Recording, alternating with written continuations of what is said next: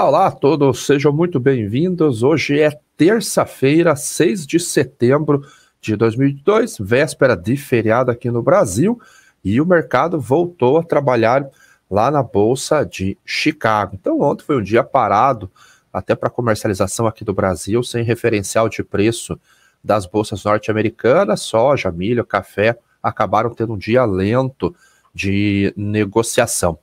A chamada de hoje, ela tem a ver novamente com custos de fertilizantes, e realmente começa a preocupar a situação para o Safrinha 2022. Até para essa temporada, que já era para ter rodado aí basicamente 98, 99% dos fertilizantes, estima-se que rodou somente 92%. Então, 5 pontos percentuais abaixo do ano passado. Então, há coisa para rodar ainda. O plantio que já começou, então em torno de 10% já está plantado no quadro nacional. Então, o milho já começou e a soja deve começar, hoje é dia 6, deve começar em mais uma semana em alguns locais aqui no Paraná, lá no norte também do Brasil, em Rondônia, que é onde termina o vazio sanitário primeiro. Então já vai começar, e a questão dos fertilizantes, mas aí olhando para os nitrogenados, preocupa um pouco mais. O restante está em queda, tem uma melhora nas relações de troca, mas nitrogenado nós temos que prestar bastante atenção no que pode acontecer. E ontem foi feriado nos Estados Unidos, dia do trabalho por lá, então o mercado ficou bem lento e hoje ele voltou a reabrir. E ele reabriu com queda para as commodities agrícolas. Então, começando pelo trigo, o trigo, uma queda de 1,17% no primeiro vencimento, a $8,01 o bushel. O trigo ele ainda está naquela sazonalidade de baixa, e hoje saiu uma notícia de que a Austrália vai colher uma safra recorde. Então, a Austrália é um dos principais produtores globais do cereal e ela mira a receita de exportação com colheita abundante de trigo. Então, mais um ano de produção muito forte lá na Austrália. Isso acaba ajudando o mercado. Boas chuvas também nos Estados Unidos agora vai dar um clima mais favorável para a produção de trigo de inverno. A Ucrânia vai começar a plantar agora o trigo de inverno. O Ministério da Agricultura lá vê uma redução em torno de 20% na área de trigo, devido a custo, devido a problemas de logística, claro, tudo causado pela guerra. Mas a boa notícia é que a Austrália vai ter uma colheita abundante de trigo. Outros países, ontem a Rússia anunciou uma queda nos preços com a chegada de uma colheita também muito forte do trigo, então já está na faixa de 310, 315 a tonelada do trigo saindo lá pelo Mar Negro, e a demanda está se apresentando na Rússia. Não há nenhum problema de exportação de embarques por lá. Então, o mercado é comprador, a estrutura portuária lá está funcionando normalmente, nada foi atingido por lá, oferta chegando no mercado, Estados Unidos, oferta chegando no mercado também. A Austrália acabou de anunciar uma safra muito, muito boa. A gente olha um pouquinho lá para a Ásia, né? A situação da China, que a gente não sabe como que vai ficar. Por enquanto não tivemos nenhuma informativo, nenhum reporte de quebra de produção. Provavelmente vai acontecer, mas não sabemos, ainda não temos essa notícia. Mesmo que essa quebra na China aconteça, o Paquistão também sofreu com bastante chuvas nos últimos dias. O estoque de arroz na Ásia, ele está muito, muito grande, principalmente na Índia. Então, esse estoque muito grande, ele pode parcialmente substituir o trigo em alguns casos, dependendo do tamanho da quebra de trigo. Claro que o arroz também está nessa seara, nesse cesto aí de quebras de produção, Paquistão, Vietnã, na própria China, mas os estoques que vieram de outras safras agora podem acabar suprindo essa demanda numa eventual quebra. Então, dizer que o mercado ficaria equilibrado. Não há, nesse momento de sazonalidade baixa, nenhuma pressão que vá colocar um movimento diferente nas cotações do cereal. Lembrando que esse é o trigo mole lá na Bolsa de Chicago, vai colocar algum movimento diferente no movimento de preços, e é justamente isso que o mercado está fazendo nessa reabertura de semana. Vem pelo gráfico aqui que ele encontrou uma região aqui aqui ele tá bem, vai estar bem puxado, mas colocar aqui uma faixa aqui entre 8,30 e na mínima ele chegou a 7,57, mas ele está mais nessa faixa de 7,83, 7,84. Então ele tem caminhado nessa média de 8, 8,10 o bushel e deve permanecer aí durante mais algumas semanas. Dia 12 agora, daqui na próxima semana, sai o relatório do ASD, já como o relatório ASD, o relatório de oferta e demanda global, e ele deve trazer ajustes, inclusive, para o próprio trigo, né? O milho, ele está operando misto, então ele cai um pouquinho, sobe um pouquinho, ele está buscando uma direção. O milho, sim, ele tem um cenário bem complicado pela frente. Então, nesse momento, já dá para dizer que ele está basicamente estável, 0,04%, a 666 o contrato dezembro, que é a entrada da safra norte-americana, contrato março, 0,07 a $6,71. Nós temos ainda a sazonalidade de baixa do cereal agora. Então, a gente tem oferta que vai chegar no mercado já nesse próximo mês. A gente já tem uma oferta muito grande chegando no mercado. A colheita nos Estados Unidos começa agora no finalzinho desse mês. Então, isso acaba ainda fazendo uma pressão nos preços, mas a gente tem fundamentos que seguram essa alta por trás, que é todo aquele cenário que nós já conhecemos de quebra de produção, de redução diária, perda de produtividade e tudo mais. Na semana passada, a StoneX divulgou o relatório na última quinta-feira, reduzindo também a produtividade de milho lá nos Estados Unidos. Então saiu de 176, 178, 177 bushels por acre, veio para 173 bushels por acre. É um pouquinho acima da ProFarmer, porque a ProFarmer ela não cobre todo o cinturão. Ela cobre da Dakota do Sul até Ohio. E a StoneX cobre todo o território norte-americano, mas é mais uma consultoria muito importante que acabou reduzindo a produtividade do milho lá nos Estados Unidos. Então, nós temos esses fatores altistas para o cereal. França vai colher a melhor safra, possivelmente a melhor safra da sua história. Há problemas na China, mas como eu disse, na China nós não temos informes ainda se houve quebra de produção, se vai haver alguma redução com relação à produtividade. Nós acreditamos que sim, devido às condições climáticas por lá, mas nós não temos essa confirmação ainda. Então, por enquanto, são os dados dos Estados Unidos. Aqui no Brasil, já entrando no destaque, o risco que nós estamos olhando é com relação ao Safrinha 23, como eu disse. Os custos, eles podem exacerbar a produção.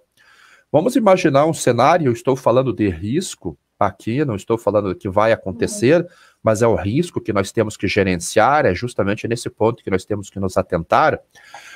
Se vocês forem no site da Conab e buscarem as planilhas de custo de produção, eles podem dar uma ótima referência para nós. Então eu já baixei aqui para agilizar o processo. Como o milho verão, ele é produzido basicamente aqui no sul, então o centro-oeste vai para a soja, e lá eles são muito fortes na produção do milho de inverno. Nós vemos aqui o custo dos fertilizantes em 2019. Então está aqui R$ 957 por hectare. Então, esse era o custo, representava 31% do custo da produção. Em 2020, a gente já viu um leve aumento nos custos aqui, passou para 983. Manteve um percentual de 31,5%, passou para 983. Em 2021, aqui já começa a ficar mais complicado, já quase que dobrou o preço do fertilizante, 1.669, com 42% de custo. Em 2022, isso foi para 43%, com custo de R$ 4.425 reais por hectare. Eu acho que está exagerado aqui. Mas como referência, esse custo, esse ano, próximo ano, a gente deve ver um custo mais alto ainda. E para o safrinha não há muita diferença com relação a esse custo pro verão. Então a gente deve ver esse custo aqui aumentando ainda mais se a ureia seguir a tendência que aparentemente está seguindo devido aos problemas que nós temos visto lá na Europa. Um rally muito forte de gás natural. Então, no final de semana, a Rússia voltou a retalhar a Europa, suspendendo completamente o fluxo.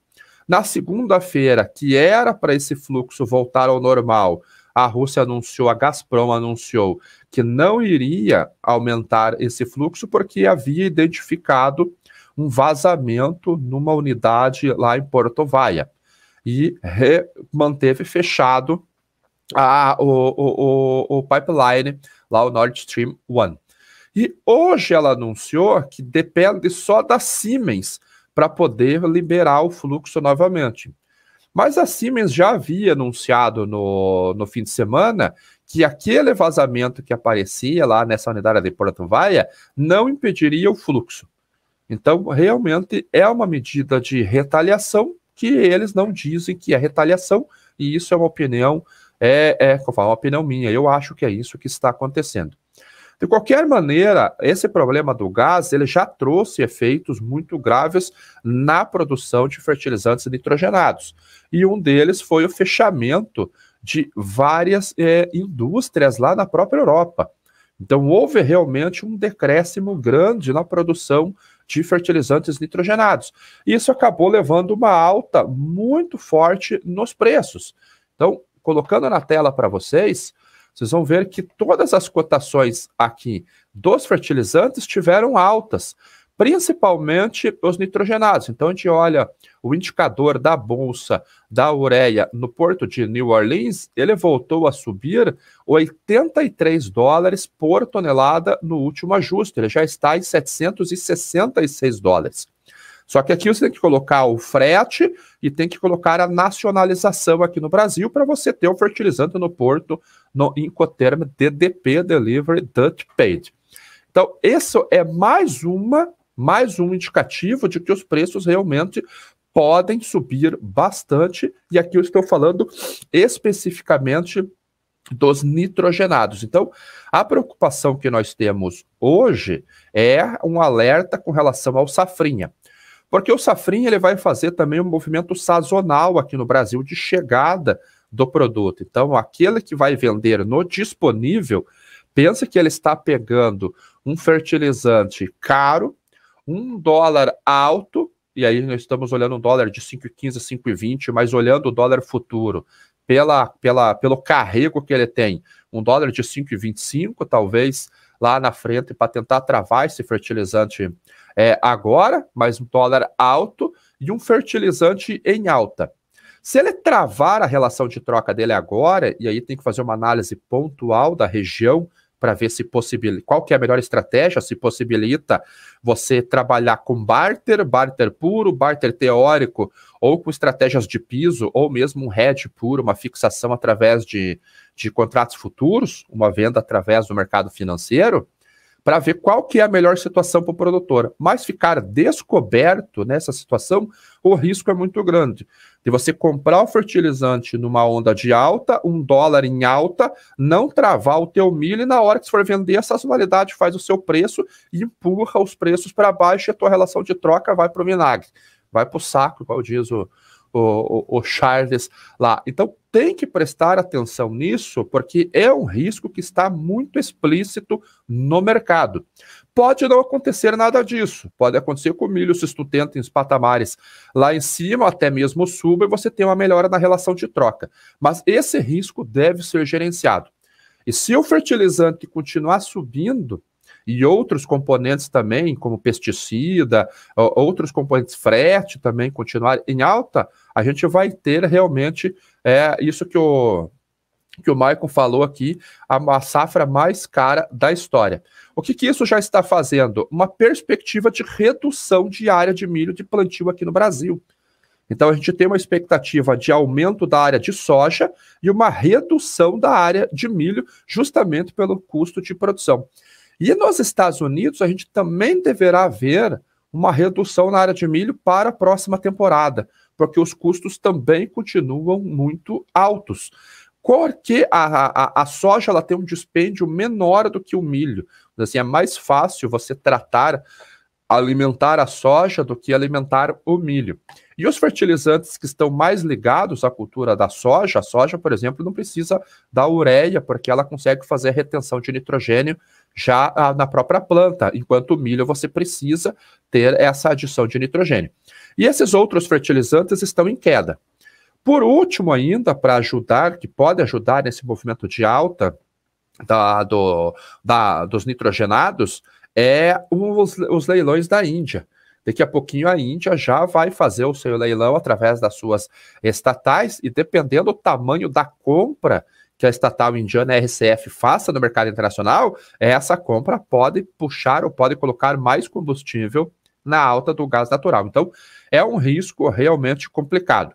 Lá na Europa, os estoques de gás natural, eles estão aumentando, há realmente um fluxo indo para lá, mas está muito caro, então eles estão fazendo o estoque, conseguindo fazer o estoque, mas a um preço exorbitante no mercado, isso já está sendo repassado para a população, a gente já vê manifestações, ali inclusive na Itália, a população queimando conta de luz, que não vai poder pagar, porque o custo multiplicou por 6, 7, as tarifas de energia, e ontem foi anunciado que o presidente da França, Macron, ele provocou o presidente da Alemanha numa tentativa de um acordo de escambo, ou seja, ele ajuda no fornecimento de gás para a Alemanha, e a Alemanha ajuda no fornecimento de energia na França.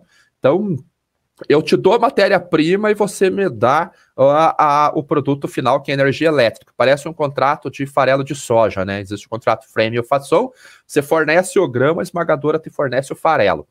Então, olhando esse gráfico dos estoques de gás natural, você vê que na União Europeia eles estão a 81,9% de completar os 100%. Então, antes da Rússia, depois da Rússia, então eles estão aumentando o armazenamento. E quase todos os países, você vê, a Alemanha está com 86%, a França 93%, Itália 84%, Holanda 80% e o restante da Europa, vamos ver, só a Áustria está com 68%, eu acho que é o país mais baixo, a Portugal já está com 100%, a Látvia aqui com 50%, Hungria com 65%.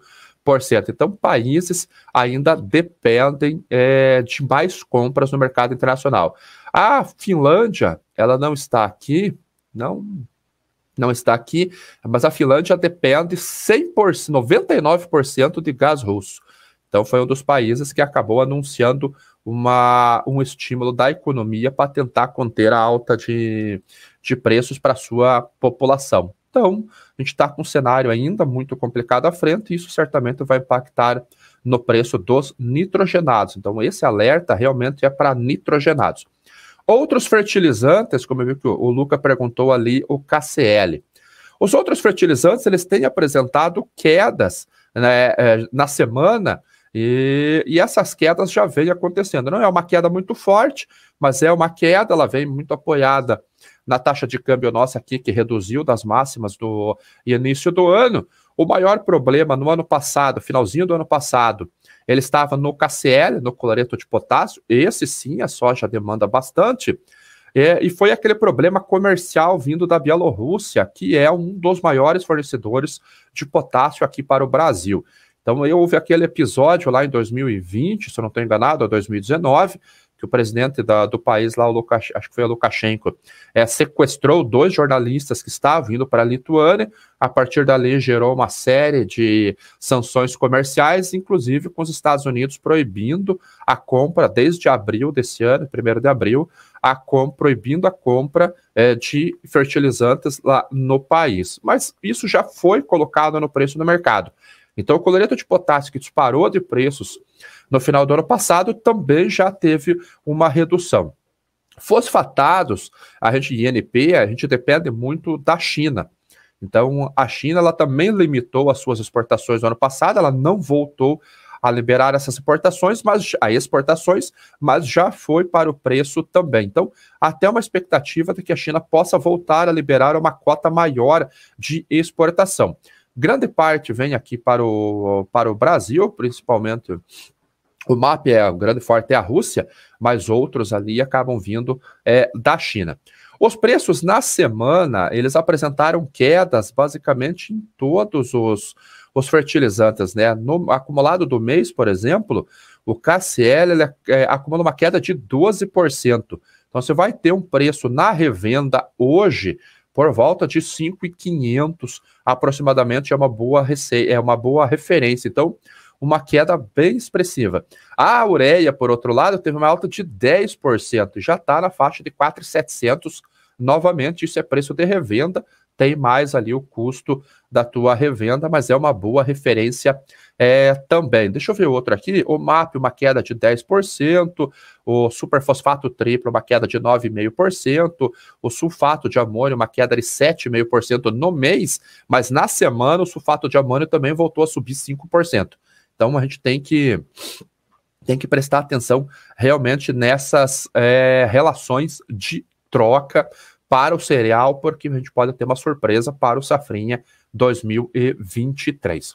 A soja está estendendo os ganhos, as perdas da última semana, né, com exceção de sexta-feira, mas sexta-feira o mercado se posicionou para o feriado, eu acredito, e agora ele voltou a abrir com uma queda próxima a 1%, o vencimento em novembro já chegou a $14,07, há um suporte bem forte nessa faixa de $14 para a soja aqui, aparentemente ela não está tendo força para cair, mas eu acho que esse movimento pode vir no final desse mês, comecinho do mês de outubro, que é quando o produto está chegando no mercado. Eu acho que isso vai fazer pressão de preços.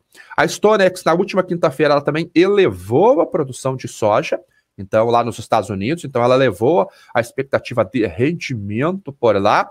Há um problema nas planícies lá no norte do cinturão, mas o restante do cinturão vindo para o leste, as condições estão muito boas, então houve mais uma elevação nas estimativas de produção e agora pela Stonex. Então, USDA elevou produtividade, ProFarmer elevou produtividade e Stonex elevou a produtividade. Então, nós temos 3 órgãos, considerando ainda o órgão do governo, mais 2 consultorias privadas extremamente respeitadas, elevando a produtividade nos Estados Unidos. Aqui no Brasil, a Stonex também vê um aumento de área de soja em detrimento da área de milho. E a expectativa deles é de uma produção de 153 milhões de toneladas. Nesse momento, o clima, no sul do Brasil, ele está favorável para o plantio, então houveram bastante chuvas, há uma reserva hídrica bem favorável aqui no solo, na região sul, então o plantio deve começar sem maiores problemas, e na região centro-oeste a gente tem uma estiagem que talvez atrase um pouquinho o início do plantio por lá. Vai ter laninha? Há uma boa chance de termos mais um ano de laninha. Ano passado, a expectativa de produção aqui era de 144 milhões de toneladas. O plantio também começou bem na região sul, também haviam chovidos, também haviam condições muito boas depois que azedou. Então, esse ano, gato escaldado tem medo de água fria, o mercado já fica de olho no clima para outubro, novembro, dezembro, que é quando a gente chega no período de florada, no período que faz a vagem, e ali a gente precisa de chuva para encher esse grão que vai estar dentro da vagem, do envajamento. Então, o mercado olha para lá. Por enquanto, a expectativa é de um clima mais seco, mas não há nada confirmado ainda. A janela de análise de clima é muito longe ainda. Eu, pelo menos, espero uma semana, espero uma safra muito boa, realmente, para essa temporada, porque, são 2 anos de quebra de produção, principalmente o pessoal do Rio Grande do Sul ali não aguenta mais tem que ter uma produtividade boa. Num cenário que vier a 150 milhões de toneladas, pressão para Chicago. Farelo hoje caindo 1,84 e óleo de soja caindo 2,18. Na Malásia, Malásia e Indonésia, expectativa de safra recorde, os estoques aumentaram 2 milhões de toneladas, pesa no óleo de palma, pressiona o óleo de soja. Farelo e óleo têm a mesma pressão vindo da Argentina. Então, o governo da Argentina, o presidente Alberto Fernandes, criou a iniciativa de uma terceira paridade de cambial. Então, nós temos o dólar oficial, nós temos o dólar blue e agora nós temos o dólar soja, que é onde ele criou uma paridade em torno de 36%, 37% acima da paridade oficial, justamente para poder estimular os produtores de soja a comercializarem, porque ela precisa de reserva internacional, precisa de doleta, porque ela tem um compromisso para pagar com o FMI de 44 bilhões de dólares e o volume de importação de exportação caiu bastante. Ela chegou a anunciar até a suspensão das importações para que esse câmbio não vá embora. Então, isso ajuda a pesar no mercado do complexo de soja, visto que a Argentina é o principal exportador global dos derivados de soja. Pulando para o café. O café está operando com uma queda nesse momento, está estendendo as quedas das últimas sessões. Ontem, o Rabobank ele fez uma revisão nas suas estimativas de produção, o que ele via como um superávit até o último relatório. Agora ele vê um déficit de 1,3 milhão de sacas, então ele via um superávit de 1,7, agora ele vê um déficit de 1,3 milhão de sacas. Então, o Rabobank, que tinha o relatório mais otimista do mercado com relação à produção, voltou a reduzir a sua estimativa. De qualquer maneira, a gente está ainda numa sazonalidade de baixa insegurança com relação à recessão, como que a Europa vai comprar, qual o volume que ela vai comprar. Estados Unidos também não está muito bem economicamente das pernas por lá, então talvez a demanda é o que esteja preocupando o mercado e nós temos as cotações realizando um pouquinho. Daqui a pouco os preços, o mercado reabre, a gente vê para onde que vai, qual é a direção de preços. Petróleo que subiu 2,5% ontem com a OPEP, dizendo que vai cortar a produção em 100 mil barris por dia, não vai fazer diferença nenhuma no mercado esses 100 mil barris por dia, porque ela vê um superávit de 400 mil barris no ano, então ela resolveu reduzir, depois de uma alta de ontem, o mercado está realizando, assim como o gás natural, que subiu ontem, uma absurda lá na Europa, está realizando, Estados Unidos também está realizando, faz parte do movimento técnico normal. E para fechar, dólar DX 109,80, renovando máximas também. Então, dólar DX, mercado procurando segurança do dólar e não dá refresco, e isso acaba sendo negativo para as commodities que ficam mais caras no mercado internacional. E o dólar nosso ontem, fechamento aqui, R$ 5,15. Hoje a gente vai ver como que vai ser o movimento, porque ontem, devido ao feriado, a gente teve pouca liquidez nos contratos internacionais, porque Estados Unidos fora do jogo, a gente não tem por que operar, não há grandes operadores, né? Então vamos para a pergunta para fechar. Antes das perguntas, vamos dar o like, pessoal, a gente precisa de like, aqui na BMC 33 likes só, então quem está assistindo e puder dar o like, não custa nada. Aqui no meu canal, aqui ó, 331 pessoas assistindo e nenhum like quase. Puxa vida, pessoal, tá difícil, hein? Igual falou o Lucas lá do Stock Pickers, acho que começar a cobrar o superchat, pelo menos para xingar, quem sabe o pessoal dá like aí. Vamos lá, o consumo de fertilizantes, pode haver uma queda na produtividade em alguns lugares? Pode sim, João, mas há uma reserva boa no solo de fertilizantes, por isso que pode haver uma menor aplicação.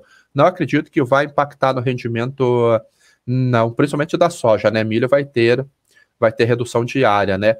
Qual o código do arroz? O Luiz Felipe pergunta aqui, tem liquidez para opções?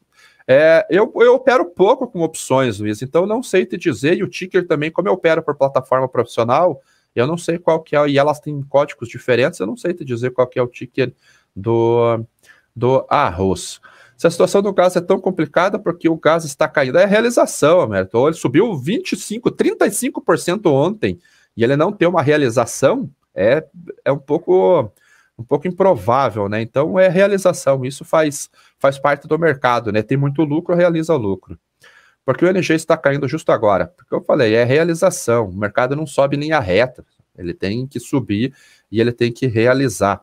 Carla, cigarrinha preocupa demais, seguradoras estão descontando, está muito caro, não querem pagar quebra de produção, então situação complicada mesmo. O clima mais seco que entra nas últimas 2-3 semanas pode ter afetado o enchimento do grão de soja, eu acho pouco provável, mas a gente vai saber hoje. Talvez a gente tenha até uma queda de 1 ponto, mas eu acho que não vai dar grande diferença, não. Tem algum índice de fertilizantes para acompanhar? Tem sim, MFC e UFV no TradingView. Então é isso aí, pessoal. Obrigado a todos. Passei um pouquinho do horário. Amanhã é feriado aqui no Brasil, então não teremos o Primeira Hora do Agro. Não esqueça que o curso nosso de comercialização acontece já no próximo fim de semana. Se você tem interesse em fazer, não perca tempo, faça lá para a gente aprender a comercializar de maneira profissional. No mais, voltamos na quinta-feira, talvez também não tenha um programa. Vamos acompanhar. Então, valeu, pessoal, e até a próxima.